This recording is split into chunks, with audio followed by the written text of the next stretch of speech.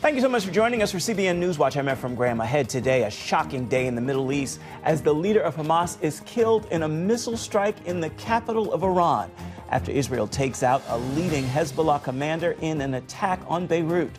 Now Iran is threatening revenge on Israel, and an all-out war may be on the horizon. Here at home, the Secret Service facing tough questions on Capitol Hill, admitting their failures to protect former President Donald Trump during the recent assassination attempt in Pennsylvania. Plus, what we're learning about the shooter. And a new movie coming out this weekend tells the inspirational true story of three men on death row, how they find hope in Jesus. We're going to bring you the story in our Studio 5 preview of The Firing Squad. All that and more coming up today on CBN NewsWatch. This is CBN NewsWatch. A busy Wednesday. We're going to begin in the Middle East with a stunning development as the top leader of Hamas and the man many consider the #2 leader of Hezbollah is assassinated within hours of each other. As Chris Mitchell reports from Jerusalem, the assassinations mark a turning point in the war between Israel and its Middle East enemies. Iran media announced Hamas leader Ismail Haniyeh was assassinated in Tehran after attending the inauguration of Iran's new president. Reports indicate he was killed in an airstrike at the location where he was staying. Israel has not commented on the reports, but Prime Minister Benjamin Netanyahu declared after the October 7th attack that the leaders of Hamas were dead men walking. The attack carried out inside Iran could ramp up the conflict in the Middle East. Iran's Supreme Leader Khamenei threatened, "It is our duty to take revenge and severely punish the Zionist entity for the assassination in Iran, because the assassination was carried out on our soil." It's the second major blow against Israel's Iranian-backed enemies on the same day. Earlier, the IDF confirmed it eliminated Fuad Shukr, one of Hezbollah's top leaders in Beirut. Fuad Shukr was the commander responsible for the Majd al-Shams massacre, in which 12 children were murdered after Hezbollah fired an Iranian Falak 1 rocket directly at a soccer field in northern Israel on Saturday evening. He was a senior terrorist who has the blood of the Israelis and many others on his hands. Shukr also participated in the 1983 Beirut bombing that killed 241 U.S. Marines. My assessment is that Hezbollah will respond to this, and then the IDF already has other targets ready. Jonathan Conricus from the Foundation for the Defense of Democracies tells CBN News Hezbollah's next step is critical. Where I think that we should be looking forward now is to see what type of response will Hezbollah provide, where will they fire, which type of weapons will they use, and then, of course, the second, third, and fourth, and fifth layer of responses that the IDF has ready to Hezbollah's responses. The strike came after Hezbollah killed 12 children in a Druze village on the Lebanese border. Conricus says it's important to remember Iran is the power behind the terror group.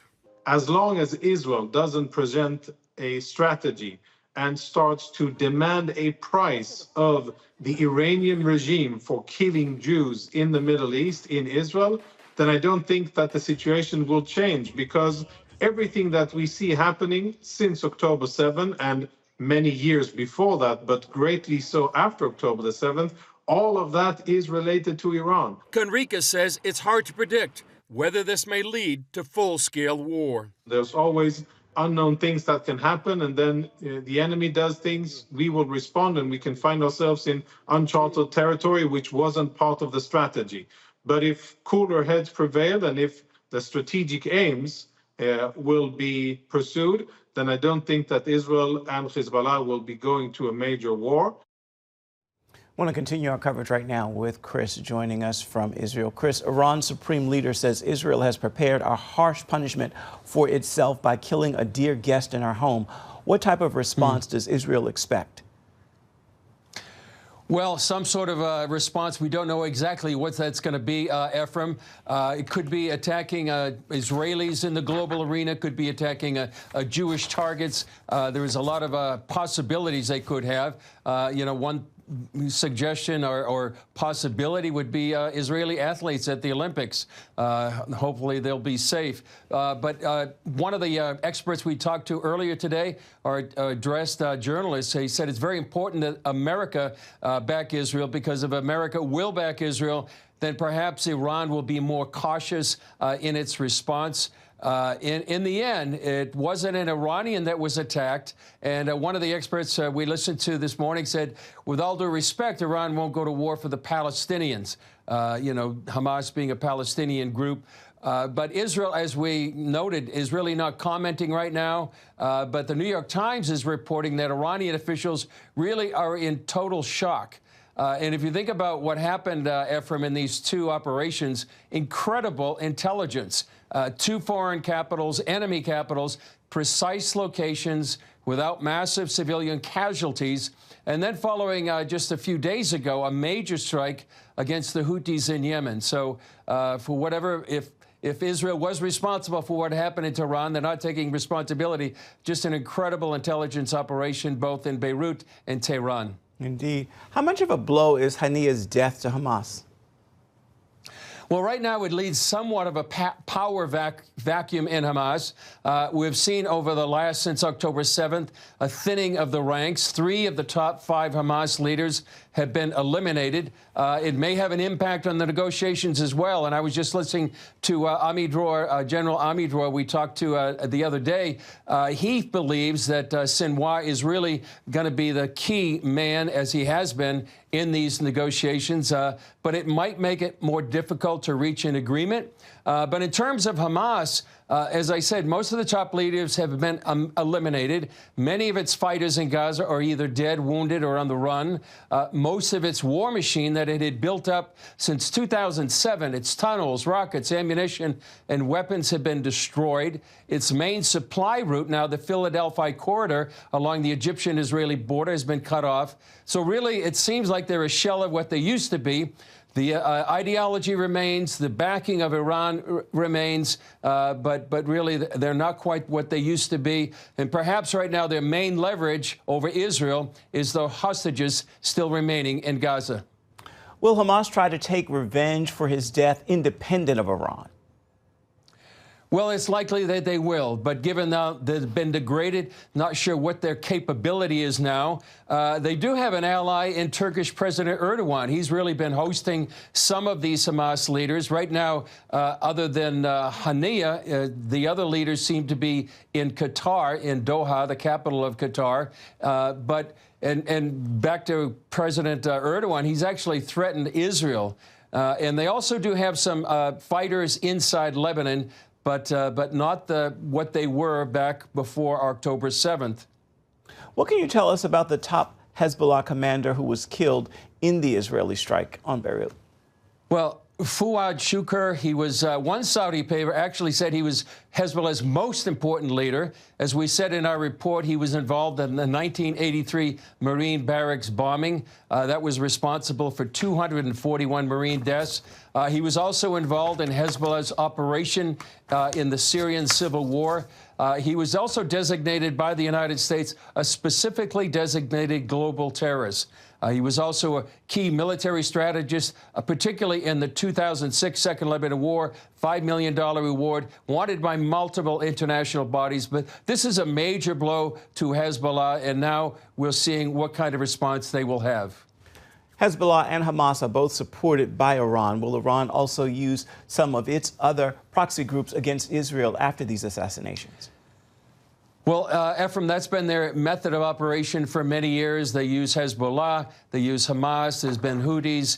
There's been a saying here in the Middle East, the Iranians will fight to the last Palestinian, the last Lebanese, the last Houthis. They all seem to have a distance between Israel and all these proxy groups. But all of them have been dealt major blows recently. As the Houthis, Hezbollah, and Hamas. So will they hit Israel directly remains to be seen. They did that on April 13th, and that followed that Israeli strike on an Iranian general in Damascus. The U.S. and other countries will be pushing to prevent this from turning into a full-blown regional war, but is Israel trying to avoid that as well? I think they are. In fact, when we talked to Jonathan Conricus yesterday, that was his analysis that Israel doesn't want a full-blown war, at least right now, that the timing won't be good for them. And it's also understood by some here that both Hezbollah and Iran want to avoid a full-scale war at this time. So it remains to be seen what's going to be happening in the meantime.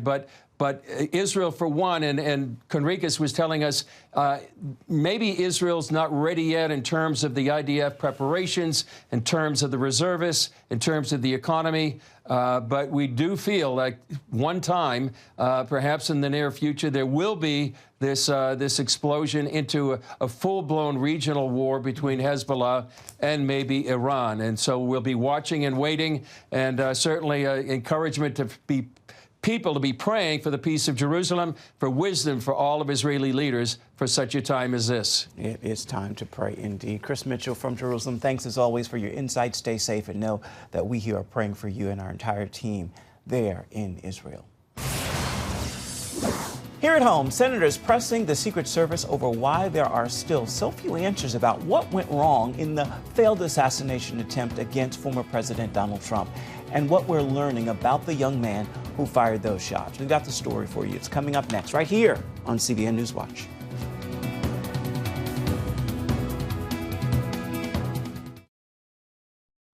We're learning more about the failures of the Secret Service in the assassination attempt of former President Donald Trump. The agency's acting director told lawmakers at the U.S. Capitol he cannot defend why the roof the gunman accessed had not been secured. The new details come a day after the FBI revealed the gunman searched for information on other mass casualties, as well as current and former U.S. presidents. Washington correspondent Tara Mergener has the story. Senate lawmakers pressed key players overseeing the protection of former President Trump as to why there are so few answers about oversights leading up to the failed assassination attempt. In this latest hearing, the FBI's number 2 person told lawmakers the Secret Service failed, not local law enforcement. So help you God. Testifying before 2 Senate committees, Acting Secret Service Director Ronald Rowe had this to say after traveling to the rally site in Butler, Pennsylvania. I went to the roof of the AGR building where the assailant fired shots, and I laid in a prone position to evaluate his line of sight. What I saw made me ashamed. Rowe's statement is the agency's most direct admission of guilt since the July 13th shooting. As a career law enforcement officer and a 25-year veteran with the Secret Service, I cannot defend why that roof was not better secured. Rowe took over following Director Kimberly Cheadle's resignation after she refused to answer questions about communication failures during a House hearing. Your obfuscating today is shameful. Tuesday, Rowe also said a social media account believed to be associated with shooter Thomas Crooks espoused political violence, anti-Semitic ideas, and also detailed the failure of a drone detection system used by his agency before Crooks began firing at Trump. The Secret Service is negligent, incompetent, and there's a cultural failure within their organization. In short, it's a dysfunctional organization. The local SWAT team that played a pivotal role that day is speaking out about what went wrong. He was looking up and down the building and just wandering around, and it just seemed out of place. It's unclear if that information reached Trump's Secret Service detail, and the locals complained they had no contact or preparation prior to the rally. We were supposed to get a face-to-face briefing with the Secret Service snipers whenever they arrived, and that never happened. Monday night, Trump defended the Secret Service agents protecting him while also insisting someone should have been on the roof and that communication with local police should have been better. Trump has agreed to be interviewed by FBI agents and expects that to take place on Thursday. In Washington, Tara Mergener, CBN News. Still ahead, a new movie out this weekend with Academy Award-winning actor Cuba Gooding Jr. It tells the inspirational true story of 3 men on death row who find hope in Jesus. We're going to bring you the story in our Studio 5 preview of The Firing Squad. It's coming up right after this.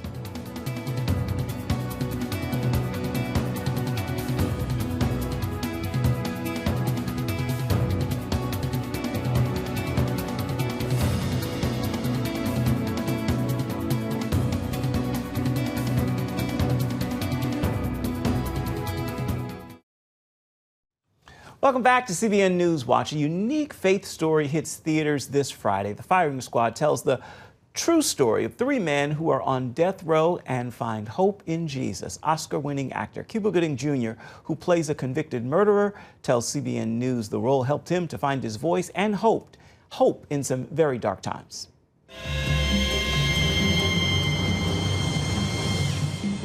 Ricky! From his breakout performance in The Boys in the Hood, show me the money, to his Academy Award-winning role in Jerry Maguire. Me only, Mark? Good. Camera and action. Cuba Gooding Jr.'s acting resume grows more impressive with each new film, more than 50 and counting. God is good. Thanks. God is good. You've been at this for a while. How would you describe this time of your life and career? You know, it's funny because you get to a certain age and you start to reflect, obviously. You know, I hit 56 years ago, right? So 56. And you look back and you learn from all of the good and the bad. The bad? This week, new accusations coming to light against Cuba Gooding Jr.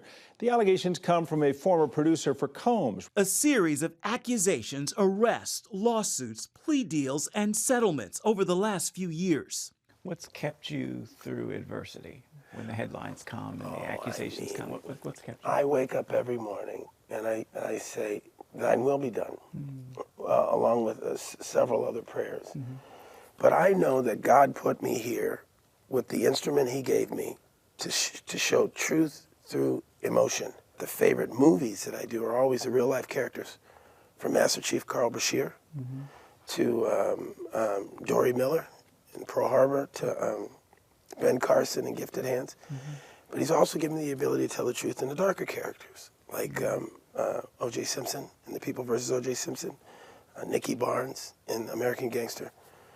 So I have to know that I'm here to express truth. And you see headlines, you see things that aren't truthful, and it hurts, but I know that God has a plan for me. As long as I stay on his journey and I pray his will is done, then I'm fine. I can't worry about the other stuff. Cuba's latest film helps him to focus on the good in his journey.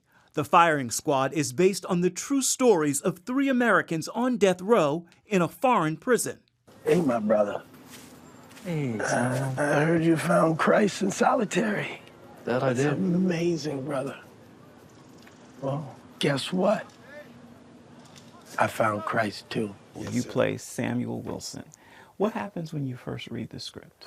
Tim Shea wrote, produced, and directed this movie. Tim Shea also produced a movie I did called Freedom. And we shot that movie, and at the end of it, Tim and I had a connection. He said, I'm doing this new movie, and it's going to be a bit, but when I get it, I'm going to send it to you. I said, send me anything. 13 years later, he sends me this. He said, it's a true story of these three Americans who find each other in an Indonesian prison and been sentenced to death by firing squad. And I want you to play one of these prisoners. So I said, all right, send it to me. I read it, and I wept and wept and wept at the end of it. And I called him and I said, you gotta understand something. You're asking me to sing Amazing Grace at the end of this movie like you did in Freedom. He said, yes. And I said, phew. I said, my father passed away in 2017. Dad. There's no guarantee that the one you love is gonna love you. Cuba Gooding Sr. was the lead singer in the 1970s R&B group, The Main Ingredient. And my dad always said, you're the actor, I'm the singer. You can't sing, you act, and I sing. Then when he passed away, literally, they called me to star on the London stage of a production in Chicago, the musical, to play Billy Flynn. And the first thing I said is, I can't sing. They said, oh, it's more talking. I said, but we'll get you a vocal coach. And then I stepped on that stage, and my father's voice came out of me. And I thought it was for that production. And then Tim calls. And I'm telling you, when I read that end scene, it just opened emotion in me. Amazing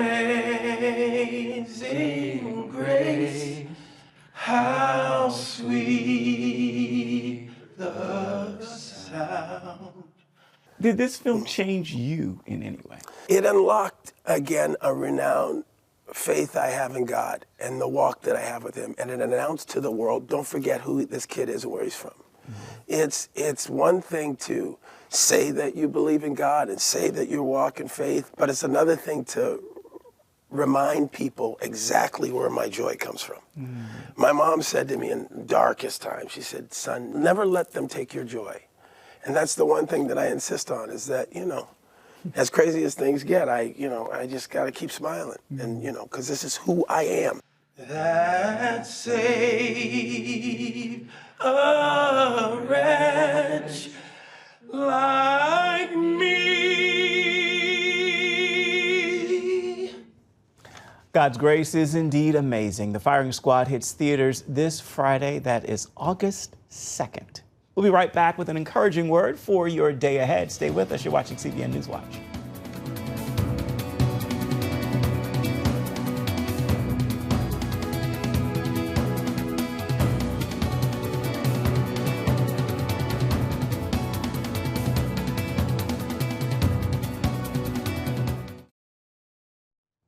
It's time now for your Wednesday word, and today's word is begin. Know this: yesterday, it's gone. Tomorrow, well, it hasn't arrived yet, but today is a gift. It is the present, and it's a chance for you to begin again.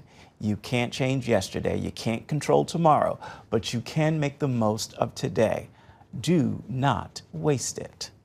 Well, that's going to do it for this edition of CBN NewsWatch. Remember, you can always find more of our news programs on the CBN News channel at any time. You can also find them online. That's cbnnews.com. Thank you so much for watching. We'll see you right back here same time tomorrow. Goodbye and God bless.